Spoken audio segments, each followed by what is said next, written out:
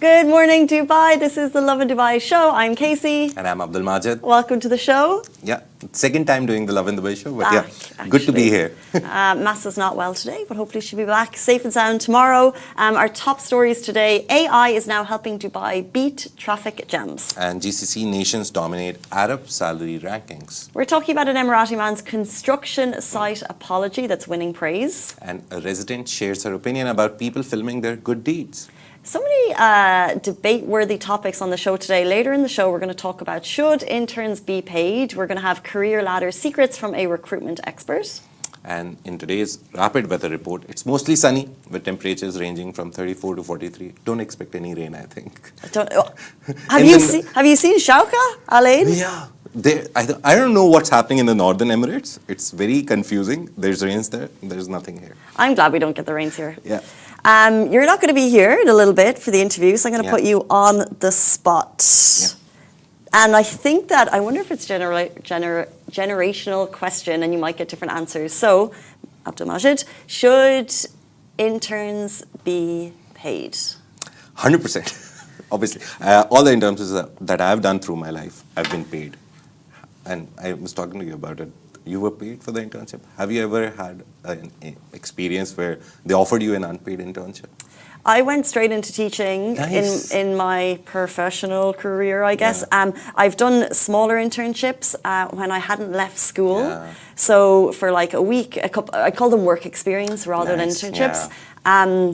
I think, broader term, if you are out of high school and you are in a company and you're contributing, you should be paid. It's a company, they should be able to afford it if they're using your work. But if you haven't left high school and you're purely there for a week or two for work experience purposes, I don't think you should get paid. Yeah, shorter terms, I think 1 or 2 weeks doesn't make sense because you're just there, you're learning and you're getting out. You won't be able to actually utilize anything that you learn. So that way, maybe it makes sense, but I still think there should be some pocket money given. I told you the story before the show also. My wife got paid by the manager, not the company, when she was here studying. So it's very interesting. Here? Yeah, in Dubai. Sorry, your wife got paid by the manager? Yeah, she was like, I'll pay you out of my pocket, but why? Formally it's not paid. Yeah, because she has fuel, she had a car, she was running around, so she paid her out of the pocket. That's a very nice gesture from a person itself. That's what Lovin Dubai is about, what I've realized over the years. Sorry, I do the Smashy Business Show. Shout out to that manager. Yeah, right. And shout out to Smashy Business Show, by the way, what a plug. I recently met that lady at an event when I went with my wife, and I realized that people here actually care a lot more. Companies, I think the story stems from that kid who was like, asking some government agency, I think more, to do something. But I think people here will pay you from their pocket. I know a story. It's my wife's story. That's phenomenal. So shout out to that manager. Was it an international company? Yeah, it's a big company. It's one of the biggest media houses. I won't say the name, obviously, but yeah. Okay. And even right now, in 2025, they don't pay for the internships. Oh, actually, one more example. One of the interns that we had here, she is working there and they don't pay. No, this is why it's an important conversation because I think unpaid internships is very common. But now, I think people have made it a point to bring the new kids in. They're ambitious, they're energetic. You can make them do a lot of the work and not pay them. And just say, oh, we have such a big name, won't pay you, but you get the experience and this will eventually land you a job. There's one more example I know. Recently, one of my uncle's daughter, she did an unpaid internship which converted into a job. So I think that's the biggest catch they give you. Oh, just come here, do an internship for 2 months. If you're good, we'll start paying you, we'll keep you as an employee. So I think it's a lot of different tactics that people use. Well, it is interesting here at Lovin. We have interns every summer. We do kind of summer internship programs. We get a lot of university students through the doors. I think they get hands-on experience. They get paid a stipend, so like travel and basic food is covered. But we hire really strong interns. But at the same time, we have how many coming through the door, and then there will be hires at the end of most summers, which is pretty cool. And I hope that continues. I've been here for 1 year. Casey's been here longer. I've seen a lot of interns turn into full-time employees. So I can vouch for that. And overall, I think it's just that if you're making them do the legwork, if you're telling them to go outside, if you're actually making them do stuff which actually costs money, just pay them a little bit. I think companies should pay. Yeah. Companies should pay. But what we're going to have later on is a deep dive into how you can make your CV stand out, flags to watch out for on companies that you're applying for. Are you just going to be making coffee, or will you actually get value of experience, the questions you can ask? And we're going to have a recruitment expert on to discuss that. Let's jump in to, you get your job, you get a salary, but are you earning enough? Yeah, and the UAE countries aren't just known for their skyscrapers and luxury lifestyles. They're also leading the the Arab world. UAE is leading the Arab world in average monthly salaries. According to US magazine CEO World, the UAE tops the region with $3,770 per month salary. That's the average that they took. I'm going to put that into dirhams as you continue. Yeah. And in 17th spot globally, and attracting top talent with competitive pay, tax-free income. That's the good part, I think, out of all of the things, that whatever you get, you get. And it's they have a strong expat benefits that they get. I think there's relocation allowances and all that. But Qatar follows with $3,275 monthly. That's 26th worldwide, boosted by its energy-rich economy and major global events like the FIFA World Cup, which recently happened. And that strengthened their job market. Followed by Qatar, we have Saudi, which is in the 3rd place regionally and 34th globally. And the average salary there is just under $2,000 per month, reflecting its ongoing Vision 2030 reforms and diversification away from oil. After that, we've got Kuwait, followed by Bahrain, known for its financial sector, and then Oman. Experts say these figures not only reflect the economic strength, but also the Gulf's ongoing investment in infrastructure, education, and industries that promise even higher salaries in the future. So UAE is topping it at $3,700 per month. They're saying the average salary here in the UAE is 13,500 dirham. I don't think so. No, it depends on the data that you take, right?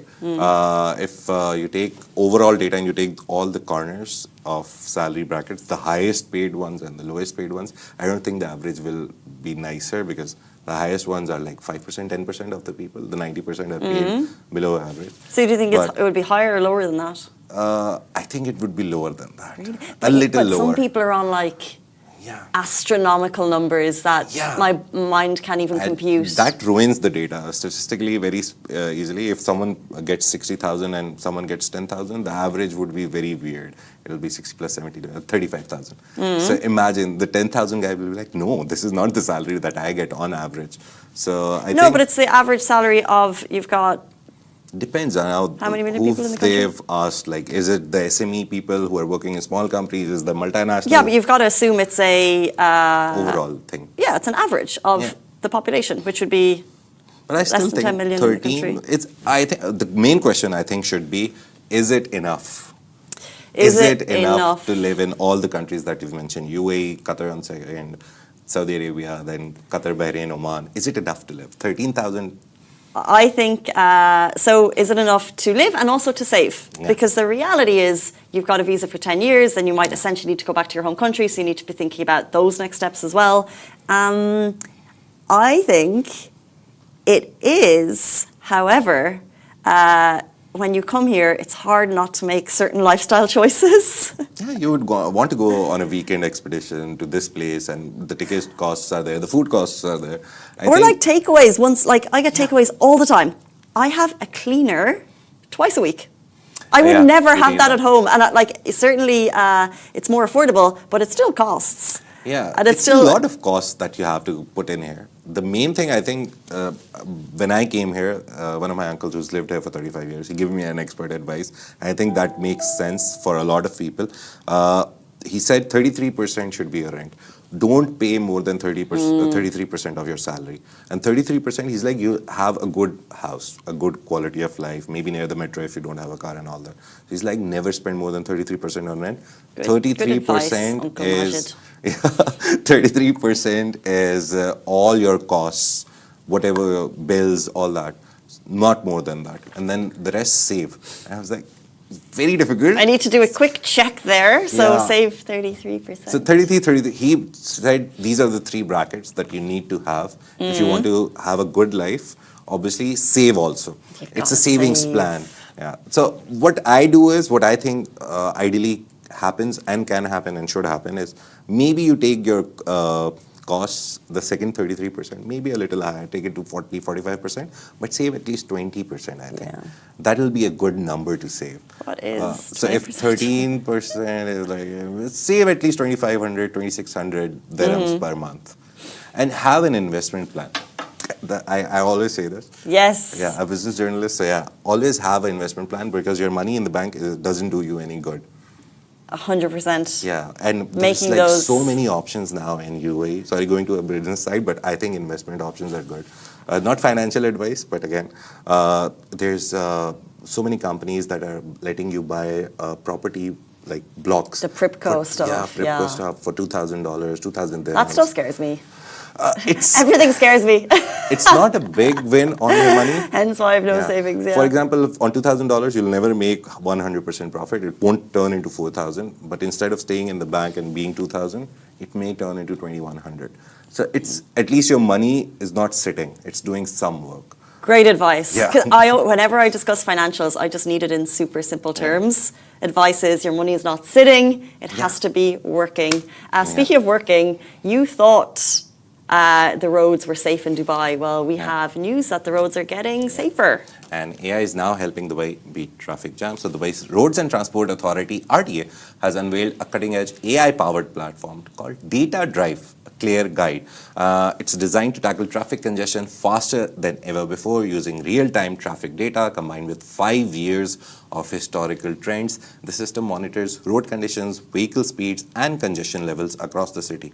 But what is the big upgrade? So instead of waiting for manual reports from consultants or field teams, which often can cause some delays, the AI is sending instant alerts to traffic control teams, which basically means they can make quick adjustments or signal changes or diversions to help you, the driver, get to where you want to go faster. I think this means faster detours, smoother commutes, and fewer traffic jams for Dubai drivers. The RTA says the new system marks a major leap toward a smarter, more efficient road network. Yeah. Is everyone feeling it? That's the big question. Have you felt in the last 1 year, 2 years that traffic congestion has become better? It's a very complicated question to answer, I know, Casey. Is traffic getting better? Is traffic getting better? I believe traffic will improve. I know there are many minds hard at work to improve congestion in the city. Roads are being built. Yes. It's not just AI, figuring out diversions when there's, a bad weather or a little flood on a road. Roads are being built to improve traffic. Has it improved apart from the fact that it's summer yet? In certain places, still congested, but every now and then a new flyover happens. Yes. That changes the world of like 3,000 people. It changes their lives dramatically. Yeah. So I think there's going to be more and more of those in the next Even 5 to 10 I years. remember we did a campaign, the whole GITEX thing last year when it happened, October, November. And we had a whole thing where we were giving traffic updates. RTA is very active on X. Whenever I have a They're problem, so good. I'm Do you always tweet like, them? No, I don't tweet to them, but I look at them because I remember when I was using Metro at some point in my life, I would always go to RTA and check, and they would give you an instant. So you go to a metro station and there's like 100 people standing, and you're like, why is this happening? And you go to the RTA and they'll tell you, oh, there's something going on and this and that. So they're very good with those updates. I think if this is an app and if this works, I think we'll just have an app. You won't need to go to X or any accounts and see what's happening. You'll get a notification. And it's a very good thing. I would love it, having it. I think they should partner with Waze or Google Maps. Yes. Just be like, add it. We'll give you the real-time data through all of the setup that we've put. And you just add it there. I wonder if we're loving Dubai, so of course we fly the flag for the city, but I do wonder how many other cities in the world are so intent on improving our lives. I feel like so many other cities are reactive to a situation, but the UAE is constantly focusing on how to make residents' lives better. Traffic is a problem in the city. how can we improve it? Yeah. So good. I heard one guy, it was a reel, but he made a very nice point. He was like, all the cities that you see in the world, the biggest cosmopolitan cities, LA, you go to France, Paris, all these kind of cities, they naturally became big. They were not planned from the start. Dubai, the good thing is, from day one, they actually planned everything. They have a plan, Urban Master Plan 2040. By 2040, they're expecting their population to at least go 50% up or at least 70% up, 50 to 70. Wow. They have a plan for that. So they're very proactive. That is why I'll give you one, again, I have a lot of examples. Dubai is new for me since I've been here for only 2.5 years. So everything makes me like wonder what is happening. So from Discovery Gardens for Jan to this office, Production City, it usually took me like 13, 14 minutes, but I had to take a long U-turn, kind of a thing. Those they built U-turns. A bridge. They've built a bridge. They built a bridge, and now I get out, I directly go on the bridge, land in Production City, and I'm like, okay, 7 minutes, 8 minutes, I'm at office. So the thing that you were talking about, I'm the so bridges, happy for you that you right? got one of those bridges, because those loops, when I look at accommodation prospects for where I could live in the future, and if I look at my office and if I see a loop on a road, I'm thinking, no. I'm not gonna do that. I think we did a story, I thought, on Lovin, the way that people who live in front of malls, like right across, they can't just like hop on the road and be like, okay, 5-minute walk to the mall. It's actually going around. So the good best thing about this city is they are very proactive. You name it, they'll have a plan for it already in place. And you just Google keywords and a plan will pop up because it's already in motion. And so if you have something you need the RTA to be aware of, like Majid said, they're excellent on Twitter and X. They're very responsive and they will look at your problems. So do check them out and share your updates there. Speaking of sharing updates, an Emirati man's construction site apology is winning praise. So in Nad Al Sheba 4, there's a lot of building going on, but one resident is giving a whole new meaning to neighbourly vibes. So he's got an unfinished villa, construction ongoing, you know what that's like, trucks coming in and out, a lot of noise. But the homeowner, his name is Muhammad Ali Al-Falasi, he's put up this big printed sign. It's in Arabic and it's not a keep out warning. It's actually a genuine apology to his neighbours. And the sign reads, apology and sorry for the inconvenience, my dear neighbors. The Prophet urged kindness towards one's neighbor and the rights they have. I apologize for any disturbance I have caused in the past or may cause in the future, and I hope to complete the construction soon so I can be honored with your good neighborliness. Your brother, Muhammad Ali Al-Falasi. And the move is inspired by love. He said before the building began, his wife reminded him to value neighbourhood's comfort as much as the project's progress. Shout out for this nice move, because if you're a neighbour of a construction, it can be quite bothersome. Have you ever felt the pains of living near a construction site? I haven't lived near it, but I cross it every day to my place at home, and the road is closed, so you go through the whole footpath thing that they've built. I don't know what they're doing. It's a deep excavation, they say, but thankfully it's not such a nice message there, but they have a very nice setup there, and they're like, no, take the way, thank you, oh, road diversion. So even as you enter the road, they have a whole plan for you, big signs that there is something happening, so please, apologies, obviously, but then take this. So there's a better guiding system. Did you see this weekend the New York Times did an expose on Mark Zuckerberg and his residences in Palo Alto? So he tried to build a compound years ago in 2011 in this neighborhood, and the neighborhood regulation authority said you can't build a compound. This is it's a neighborhood for a lot of residents. So slowly but surely, over the last 12 to 15 years, he's been buying these big houses. He has 11 houses in this neighborhood, and over time he's been converting some are sitting dormant, and all of the neighbors are getting very frustrated because there's constantly security checks, there's constantly building, there's constantly parties, there's constantly trucks coming in and out, and they've tried to do the nice thing. So whenever there's a party, they'll send gift boxes. And at one point, there was going to be a gift box, and I think they sent Bose headphones, like noise cancellation headphones to their neighbors. That doesn't sound nice that you're giving them noise cancellation headphones. Be like, we're still here. We'll still do this. just wear headphones. Yeah, they said like bottles of wine. I think short term, if a neighbour has to build and they make the effort of a gesture of goodwill, such as a sign or such as a gift box, I think it's great. I think Mark Zuckerberg is going to be a long-term thing, and he now owns 11 homes in this neighbourhood, and it's like, it's his hood now, and there's security everywhere, and it's a mess. So I'm not sure about that one, but I think locally, if you're going to be building, you're going to have construction, it's really nice to do a gesture like this one. And you're talking about a lot of cities and Mark Zuckerberg, obviously. I remember I saw one episode of Suits. I think a lot of people would have watched it. There was a case about air rights, that you can't build a building to block someone's air. So I was like, okay, there's air rights? And that's usually in the London metropolitan areas. It's not a very common law. Dubai is thinking of that. I was just Googling it. Dubai is also thinking about that. So most probably in the future, when you're building anything, you'll have to keep in your mind that your neighbors, their air isn't blocked. So every country, every city, every area has a specific movement. You mean of like air. up?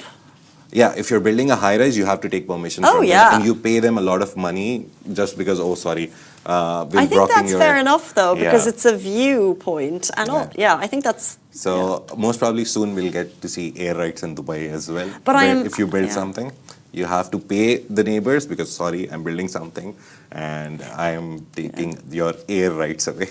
I see. You wouldn't allow like kind of a skyscraper just in a random community. But they're, very interesting. Again, with Dubai, the good thing is you go to JLT, you see high rises. They're very nicely built, 3 in a row, like 3 in a circle. They have it planned even then.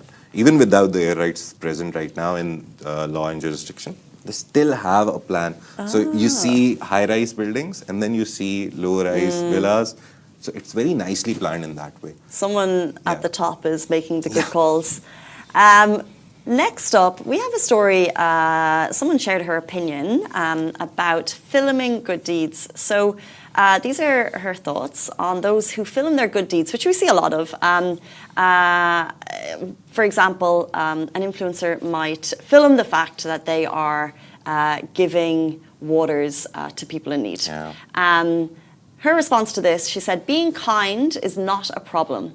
To advertise you are being kind and showing those poor people's faces, regardless if they agreed to be filmed. She said, zooming inside their faces and showing how happy they are to receive the gifts and food from you. For her, it's not okay.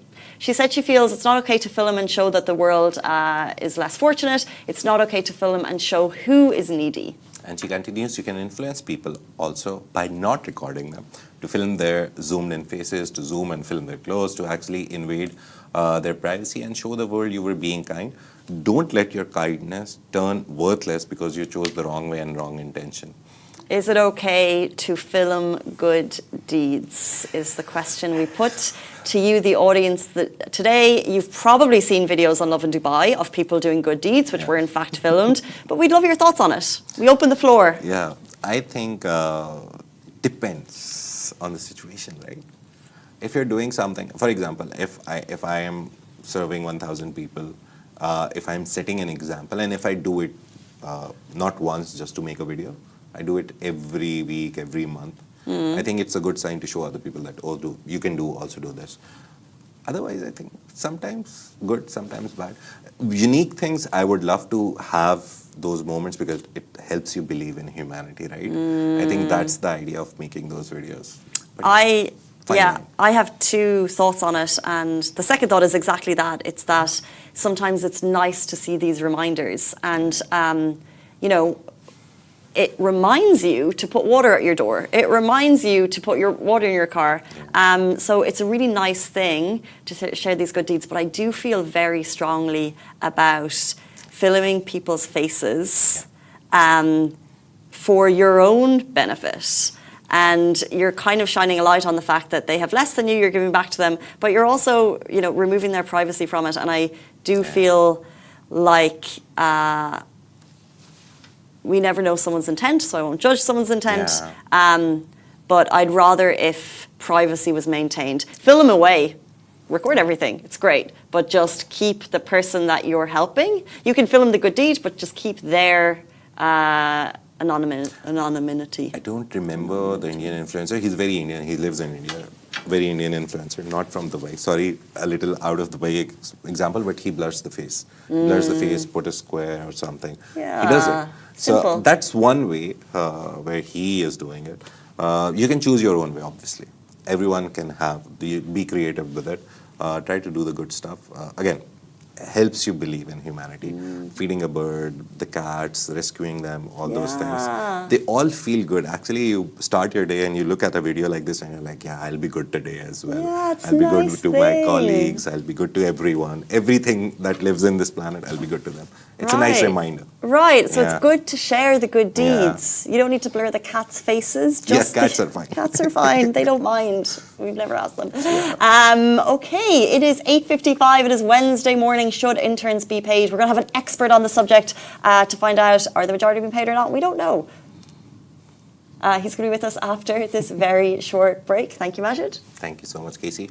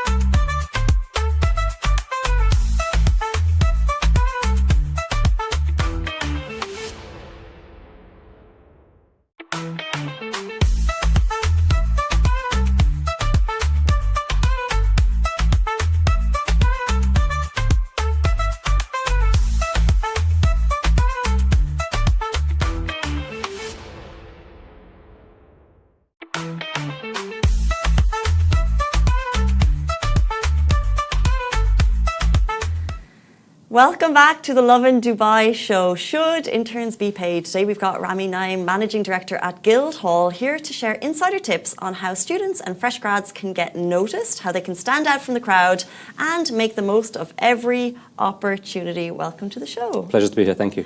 Let's start simple. For anyone watching who's on the job hunt right now, how easy is it to actually get an internship in Dubai? I think if you ask interns, I would say it's extremely difficult. But if you understand the way the market works here and the dynamics of the whole system, it's actually pretty straightforward. And that's hopefully, I've only got 15 minutes today, but that's hopefully something I can share while we're on the show. Hopefully we'll get into it. Put you on the spot. Should internships be paid? 100% yes. But once again, we need to understand how the whole organism in the UAE functions for us to sort of understand how it works, why you should be paid, and how that sometimes always isn't the case. So in the times when it's not the case, why are some companies not paying their interns? Okay. And for example, like in your opinion, is experience of a big name on a CV enough to lure fresh grads? Great question. Let me just start by explaining that there's three areas in play with the internship situation. So you've got the employer's needs, the interns, and also the system. From an employer's perspective, if you look at sort of how they approach internships, it tends to be more of a potentially a nice to have rather than it be a mandate. So for them, depending on who your manager is and how they value an intern specifically, you're going to have a completely different experience. Now, a lot of the people that we speak to in terms of employment, they sort of see them as a bit of a resource drain, to be honest with you. And that's how we have to re-educate them and say, listen, no, a good intern will be one of your superstar hires forever. And because the UAE is mainly an SME-based market, a lot of business owners are kind of worried about bringing someone in, training them, and then they go off to a competitor, for example. So from their perspective, I sort of understand that they kind of a bit closed off.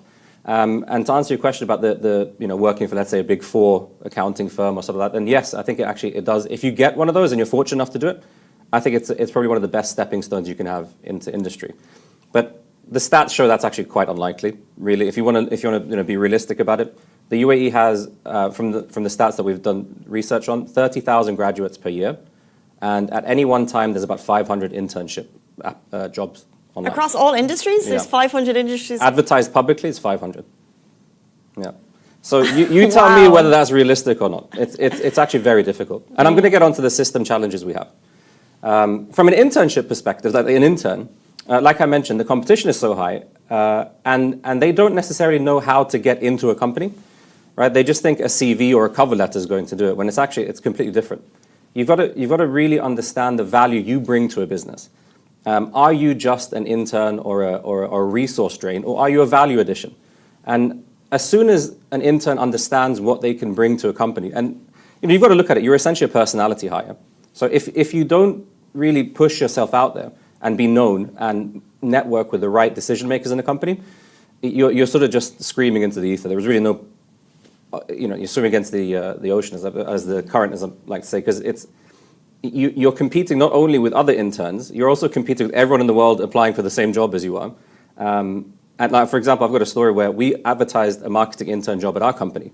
We received hundreds of applications. Some of these guys, I mean, it's like 10, 15 years industry experience, and they're just, just applying randomly. So, yeah, and that gets me onto the last thing, which is the system, which is just completely broken. Really, honestly, the system in the UAE it needs a huge revamp on internships from top to bottom. What do you mean by the system? Great question. All right, so how does an intern get an internship?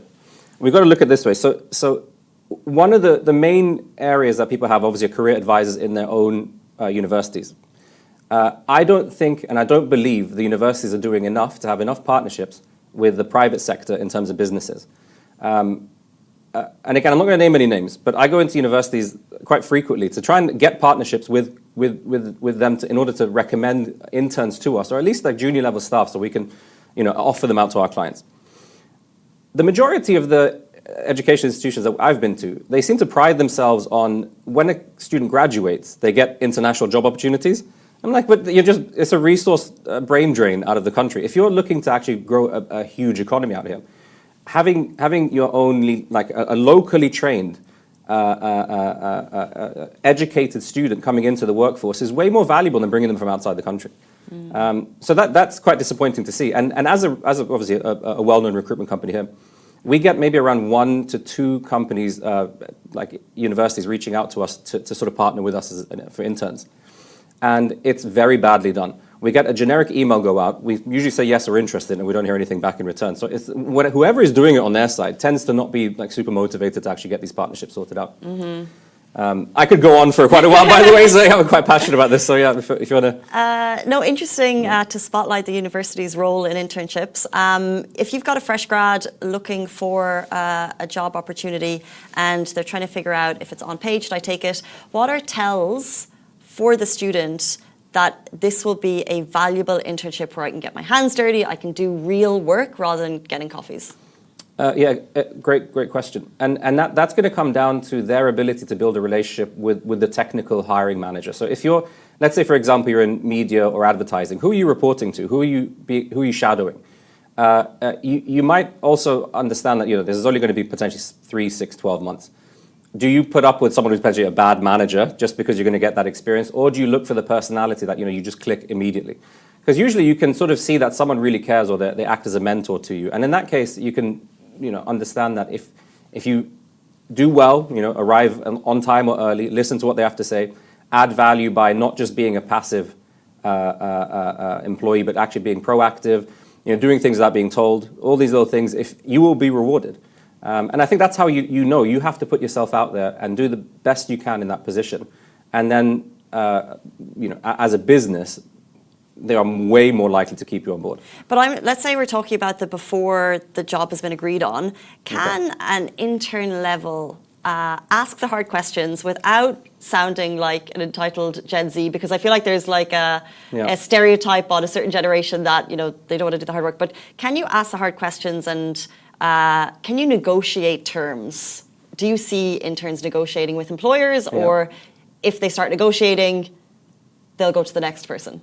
I think you should negotiate. I think that shows a bit of maturity on your part to do that, rather than just being an agreeable person in the instance. Especially because it is an SME-driven market. A lot of the internship opportunities will come from those types of companies, and they don't necessarily always have a really strict or set internship program. So if they like you, and like I said, obviously I'll give some tips towards the end, but if they like you already, they will agree to a lot of the terms that you're requesting because they see you as a value. And that all depends on how you're positioning yourself. So yeah, of course, negotiate at the beginning. Negotiate anything from allowances, from the amount of time you can spend in the office, the responsibilities. It's not just pay, which I think they should be paid. Especially if you're going into like a revenue generating position. If you're in marketing, sales, advertising, or media, where you're out there meeting clients or at least pitching, you absolutely should be paid. They should all be paid, but the ones where you're actively growing your business, so non-negotiable for me.